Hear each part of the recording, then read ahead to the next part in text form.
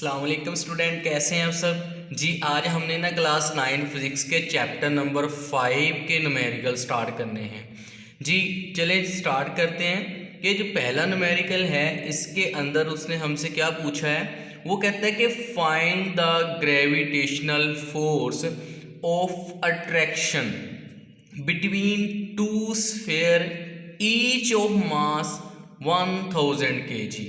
वो कहता है कि आपके पास दो मासेस हैं, एक मास ये दूसरा मास, इसको आप m1 का नाम दे दें, इसको आप m2 का नाम दे दें। वो कहता है कि दोनों मासेस के दरमियान आपने force of attraction due to gravity find करनी है कि ये दोनों फोर्स जो मासेस हैं वो एक दूसरे को कितनी फोर्स से अपनी तरफ खींच रहे हैं। तो ये ग्रेविटेशन का चैप्टर है, तो इसके अंदर जितने भी न्यूमेरिकल हैं वो सारे के सारे तकरीबन ग्रेविटेशन के रिलेटेड होंगे। तो दोबारा देखें, find the gravitation force of attraction between two sphere. वो कहते हैं दो स्फीयर के दरमियान आपने फोर्स ऑफ ग्रेविटेशन फाइंड करनी है। The distance between the centre of the sphere is 0.5 metre. वो कहता है कि हर एक जो मास है वो एक 1000 kg का है, मास 1 भी 1000 का है और मास 2 भी 1000 kg का है। वो कहते हैं इन दोनों स्फीयर्स के दरमियान जो डिस्टेंस है वो 0.5 मीटर है। तो ये उसने हमें डाटा दे दिया और वो कहता है कि इन दोनों के दरमियान फोर्स ऑफ अट्रैक्शन फाइंड करो।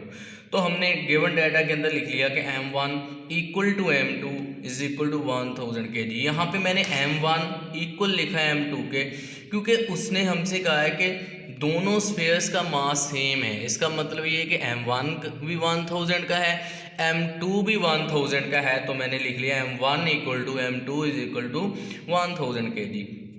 तो इन दोनों के दरमियान जो डिस्टेंस है वो 0.5 मीटर है, वो भी मैंने लिख लिया। अब फाइंड क्या करना है, फोर्स ऑफ अट्रैक्शन फाइंड करनी है इनके दरमियान। तो यहाँ पे मैंने लिख लिया ये फोर्स फाइंड करनी है। चले जी इसके सोल्यूशन पे चलते हैं। सोल्यूशन के अंदर आपने लॉ ऑफ ग्रेविटेशन, इसका फर्स्ट चैप्टर के पहले पेज के ऊपर चैप्टर नंबर 5 के पहला पेज जो है ना, उसी के ऊपर उसने लॉ ऑफ ग्रेविटेशन दिया है, physical to G m1 m2 over D square. तो यहाँ पर आपने यही फार्मूला अप्लाई करना है। तो यहाँ पे फार्मूले के अंदर आपके पास g जो है ना ये ग्रेविटेशनल कांस्टेंट है, इसकी वैल्यू उसने दी है 6.673 मल्टीप्लाई बाय 10 की पावर -11 न्यूटन मीटर स्क्वायर पर केजी स्क्वायर। तो आपने क्या कर लेना है, इसकी वैल्यू यहाँ पे पुट कर देनी है। वैल्यू पुट करें, आगे मल्टीप्लाई हो रहा है, ये दो मासेस हैं। ये देखो मास 1 मैंने 1000 लिखा है, मास 2 भी 1000 लिखा हुआ है। तो नीचे देखें d का स्केयर है, तो d हमारे पास 0.5 है, तो 0.5 का आ जाएगा स्केयर जी। 0.5 का स्केयर लिया तो 0.25 बन गया। ऊपर है 6.673 मल्टीप्लाई 10 की पावर -11। अब 1000 और 1000 को आपस में मल्टीप्लाई करो ना, तो आपके पास आ जाएगा 1 मल्टीप्लाई 1 मल्टीप्लाई बाई इसके 3 0 इसके 3 0, ये 10 की पावर में 6 आ जाएगा, 10 की पावर 6। तो अब देखें पावर्स को अलग से सॉल्व करें। ये 10 की पावर -11 है, 10 की पावर -6 है, बेस सेम है और पावरें आपस में ऐडअप हो जाएंगी। -11 प्लस 6 प्लस -11 में से 6 निकाला तो 5 बचेगा, और जो बड़ी अलामत होती है हम उसका साइन साथ में मार्क कर देते हैं। तो 10 की पावर -5 आ जाएगा। तो आप यहाँ पे लिख लें मल्टीप्लाई बाय 10 की पावर -5 और 6.673 एज इट इसके साथ मल्टीप्लाई हो जाएगा, और डिवाइड में क्या है 0.25। चलिए अब आपने क्या करना है, 6.673 को 0.25 से डिवाइड करें तो आपके पास आ जाएगा 26.68 आ जाएगा, और साथ में है 10 की पावर -5। तो आप क्या करें कि ये जो पॉइंट है ना इसको आप लेफ़्ट साइड को मूव करवा दें। लेफ़्ट साइड को मूव करवाएंगे तो इधर से एक पावर जो है इसमें ऐडअप हो जाएगी, ऐड होगी तो -5 के अंदर एक प्लस ऐड करें तो माइनस का 4 बचता है, तो 10 की पावर -4 आ जाएगी। 2.67 मल्टीप्लाई बाय 10 की पावर -4 न्यूटन। ये वाली है फोर्स ऑफ अट्रैक्शन जो 1000 kg मासेस के दरमियान आपस में लग रही है। चले जी नेक्स्ट न्यूमेरिकल के ऊपर चलते हैं। नेक्स्ट न्यूमेरिकल क्या है, numerical number 2, the gravitation force between two identical lead spheres. यहाँ पे वो कह रहे हैं कि दो आइडेंटिकल लेड स्फीयर हैं, मतलब आइडेंटिकल का मतलब है सेम, एक जैसे, मतलब कि दो मासेस हैं वो बिल्कुल एक जैसे हैं, उनके दरमियान जो ग्रेविटेशन फोर्स है 1 मीटर अपार्ट, वो 1 मीटर के फासले पर रखे हुए हैं, उनके दरमियान ग्रेविटेशन की फोर्स है वो 0.006673 न्यूटन है। वो कहता है कि दो मासेस हैं और दोनों सेम हैं और दोनों के दोनों एक दूसरे से 1 मीटर के फासले पर पड़े हुए हैं और ये दोनों एक दूसरे के ऊपर जो फोर्स ऑफ अट्रैक्शन लगा रहे हैं वो है 0.0067 है न्यूटन। अब देखें वो कह रहे हैं कि फाइंड देयर मासेस। इसके अंदर आपने क्या फाइंड करना है, उन दो जो मासेस हैं उनका मास फाइंड करना है, कितना मास है। पिछले क्वेश्चन के अंदर मास भी दिया हुआ था उन्होंने, ठीक है जी, और दरमियान में डिस्टेंस भी दिया हुआ था, तो हमने क्या फाइंड करना था, उनके दरमियान फोर्स फाइंड करनी थी। यहाँ पे क्या हुआ है, यहाँ पे डिस्टेंस भी दिया हुआ है और फोर्स भी दी है, तो आपने क्या फाइंड करना है, वो जो दो मासेस हैं उनका मास फाइंड करना है। सबसे पहले आप डाटा निकालें। डाटा के अंदर एक तो आपको फोर्स दी हुई है, उनके दरमियान कितनी लग रही है, और डिस्टेंस दिया हुआ है 1 मीटर, और यहाँ पर आप ग्रेविटेशन जो कॉन्स्टेंट है इसकी वैल्यू लिख लें, क्योंकि ये फार्मूले में आएगी, वहाँ पर पुट करेंगे तो डाटा में लिख दें तो ज़्यादा अच्छा इंप्रेशन रहेगा, ताकि आपको इसके अलग से नंबर भी मिल सकें। तो इसकी वैल्यू है 6.673 मल्टीप्लाई 10⁻⁻11 न्यूटन मीटर स्क्वायर पर केजी स्क्वायर। तो हमने क्या फाइंड करना है, हमने जी मासेस फाइंड करने हैं। यहाँ पे देखें मैंने ना फाइंड के अंदर लिखा है m1 = m2, ये किसके बराबर है, ये हमने फाइंड करना है, मास m1 और m2। अब देखिए यहाँ पे मैंने दोनों को इक्वल में लिखा है। दोनों को इक्वल में क्यों लिखा है, मैंने इसलिए लिखा हुआ है क्योंकि उसने आइडेंटिकल की बात की है। उसने कहा कि दोनों मासेस बराबर हैं, तो इसका मतलब है कि हम इसको m1 को m2 लिख सकते हैं। तो आपने जी सोल्यूशन पे आ जाए, फार्मूला कौन सा अप्लाई करना है, वही ग्रेविटेशन लॉ वाला, F = G m1 m2/d²। तो अब यहाँ पे देखें इस फार्मूले के अंदर ना हमने मासेस फाइंड करना है, ये वाले, तो फार्मूले को अरेंज कर लीजिए। d² जो है ना ये यहाँ पे डिवाइड हो रहा है, उधर जाके 4 से मल्टीप्लाई हो जाएगा, और ये g है ये मल्टीप्लाई हो रहा है इस इक्वेशन के अंदर, उधर जाके क्या हो जाएगा, डिवाइड हो जाएगा। तो ये इक्वेशन आपके पास कुछ इस फॉर्म की बन जाएगी, m1 m2 = fd²/g। अच्छा, यहाँ पे ऊपर ना हमने लिखा था कि m1 जो है ना ये m2 के बराबर है, क्योंकि दोनों सेम हैं तो हम दोनों को एक ही नाम दे देते हैं m का। तो आप जब दोनों के एक ही नाम देंगे m का, तो आपके पास क्या आ जाएगा, इधर m1 भी m के बराबर है, m2 भी m के बराबर है, तो m × m आ जाएगा, इधर बन जाएगा fd²/g। तो m से मल्टीप्लाई हुआ तो m² बन गया। तो आप यहाँ पे वैल्यूज पुट कर दें। फोर्स की वैल्यू कितनी दी हुई है उसने, फोर्स है 0.00667 मल्टीप्लाई बाय, और डी की वैल्यू आपको दी है 1 मीटर। तो अब 1 के ऊपर स्क्वायर है तो d² है, तो 1 के ऊपर स्क्वायर लगा दें और नीचे ग्रेविटेशन कॉन्स्टेंट की वैल्यू लिख दें 6.673 मल्टीप्लाई बाय 10⁻⁻11। तो जब आप इनको सोल्व करोगे ना, इन दोनों को, ये तो मल्टीप्लाई करो तो वही आ जाएगा, इन दोनों को आप डिवाइड करवाएं तो ये आ जाएगा 0.001000। ये जो 10⁻⁻11 है ना, जब ये ऊपर जाएगी तो ये प्लस की हो जाएगी, 10⁻+11 आ जाएगा। तो अब यहाँ पे क्या करें आप, ये जो डेसिमल पॉइंट है ना इसको आपने क्या करना है, 3 पॉइंट आगे मूव करवा देना है। 3 पॉइंट आगे मूव करवाएंगे तो इसमें से पावर जो है ना 11 में से 3 माइनस हो जाएगा, क्योंकि आप लेफ़्ट टू राइट आ रहे हैं, डेसिमल पॉइंट को मूव करवा रहे हैं, तो 11 में से 3 निकालेंगे तो आपके पास 8 बच जाएगा, तो 10⁸ आ जाएगा। तो आपके पास इधर m² है, तो हमें मास फाइंड करना है।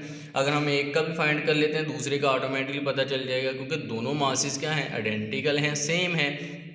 तो आपने क्या कर लिया, दोनों साइडों पे जज़र अंडर ले लिया, तो m² का जज़र लिया तो m आ गया, 1.00 मल्टीप्लाई 10⁸ का लिया तो आपके पास आ जाएगा 1.00 मल्टीप्लाई 10⁴ kg। साथ में यूनिट मेंशन कर दें तो ये आपके पास आ जाएगा जी मास के, वो दोनों में से दोनों मासेस का जो मास था 1 × 10⁴ kg था। ये एक मास का है तो दोनों सेम है, तो दोनों का यही एक ही मास होगा। चलिए जी नेक्स्ट क्वेश्चन पे चलते हैं।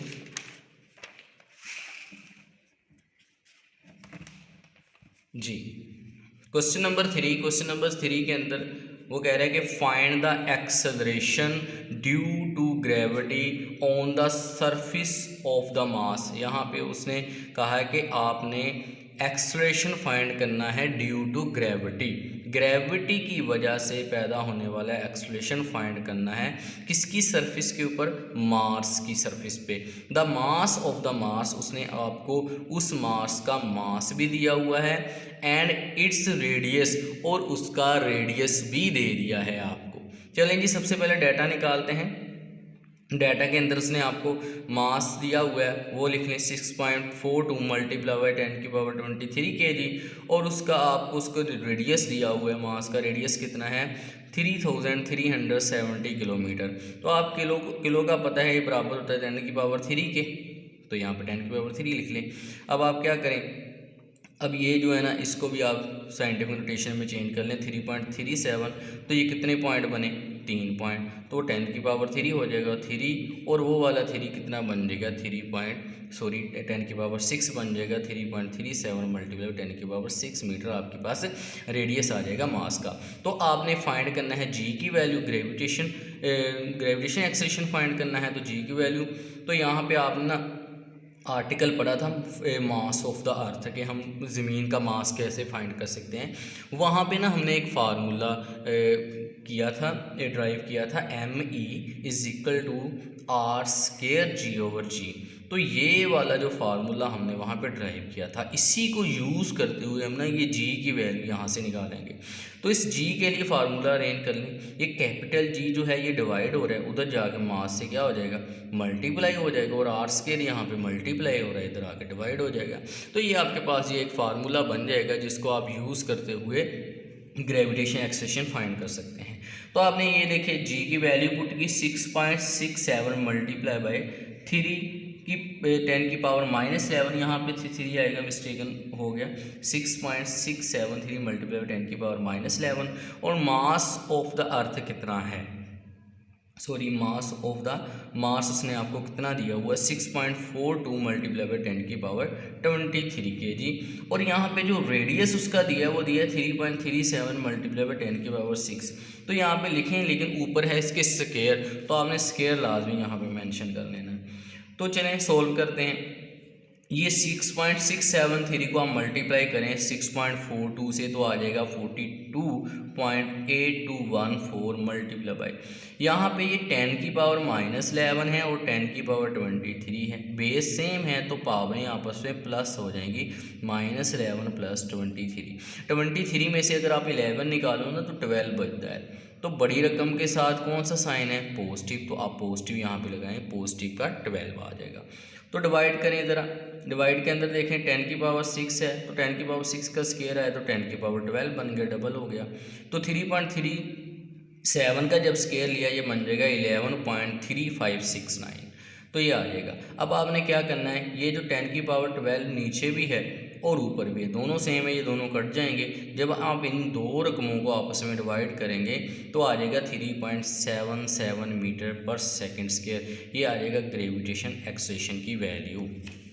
ये आपके पास फाइनल इसका रिजल्ट आ जाएगा। चलिए क्वेश्चन नंबर 4 के ऊपर चलते हैं। क्वेश्चन नंबर 4 के अंदर उसने हमसे क्या पूछा हुआ है, वो कह रहे हैं कि the acceleration due to gravity on the surface of moon. यहाँ पे देखें उसने एक्सलेशन ड्यू टू ग्रेविटी दे दिया है, पिछले क्वेश्चन में हमने फाइंड किया है, इसके अंदर उसने हमें दे दिया है कि acceleration due to gravity on the surface of the moon. यहाँ पे चांद की बात कर रहा है, वहाँ पे मास की बात कर रहा था, तो यहाँ पे उसने मून की बात कर रहा है कि acceleration due to gravity 1.62 metre पर सेकंड स्क्वायर है। The radius of the moon, यहाँ पे उसने उसका रेडियस भी दे दिया, रेडियस कितना है 1740 किलोमीटर।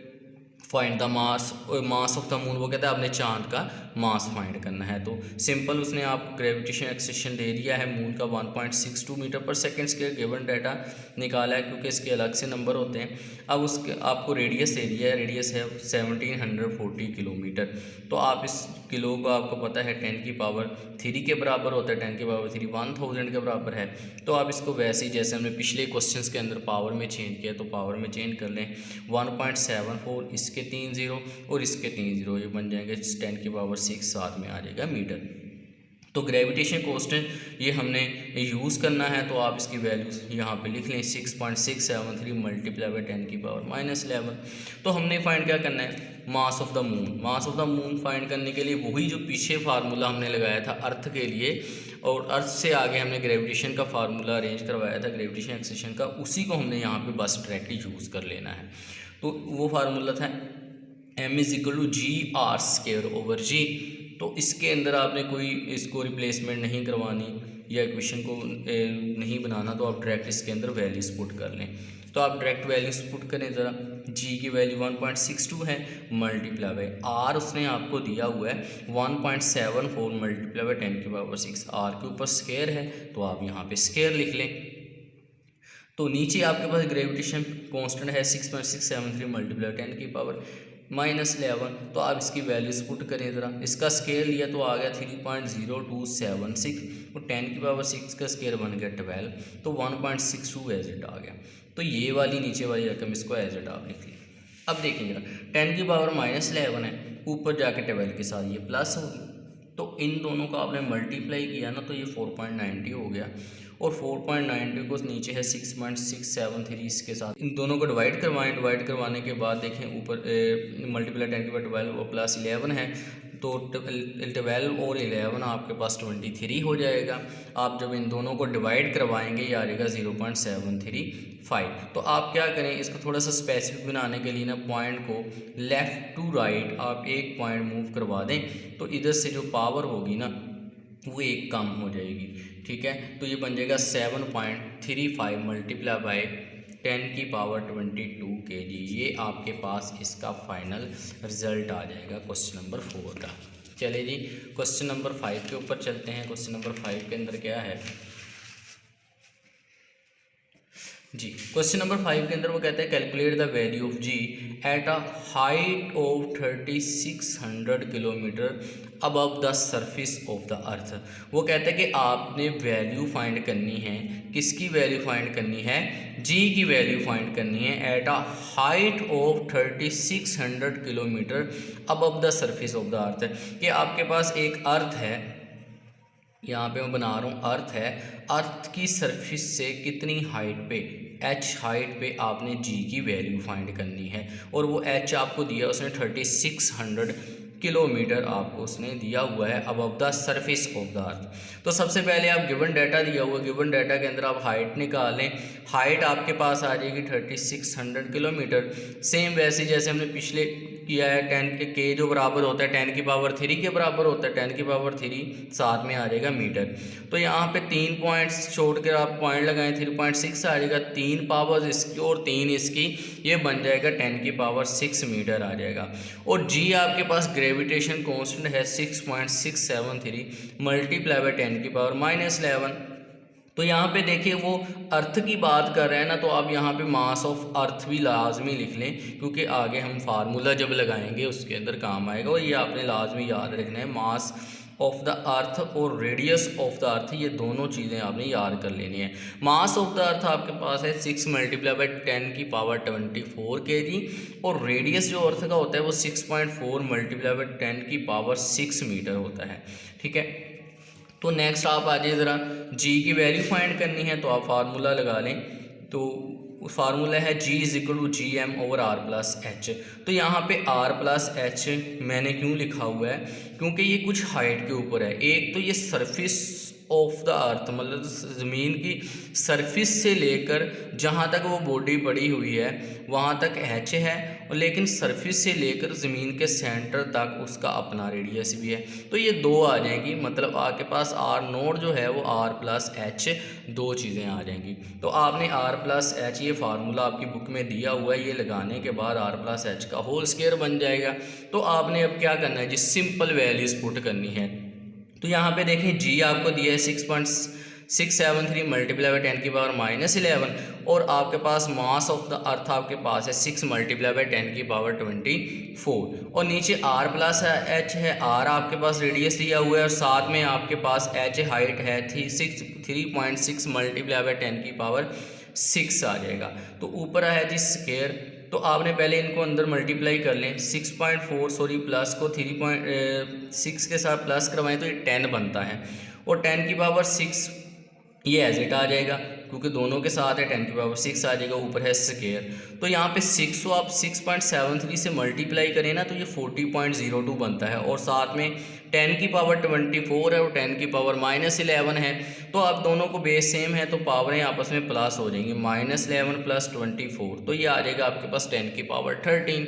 तो नीचे आ जाएगा 10 मल्टीप्लाई 10 की पावर 6, ऊपर है स्क्वायर। तो 10 की पावर 6 का स्क्वायर लिया तो 12 बन गया, और 10 का स्क्वायर 100 आ गया।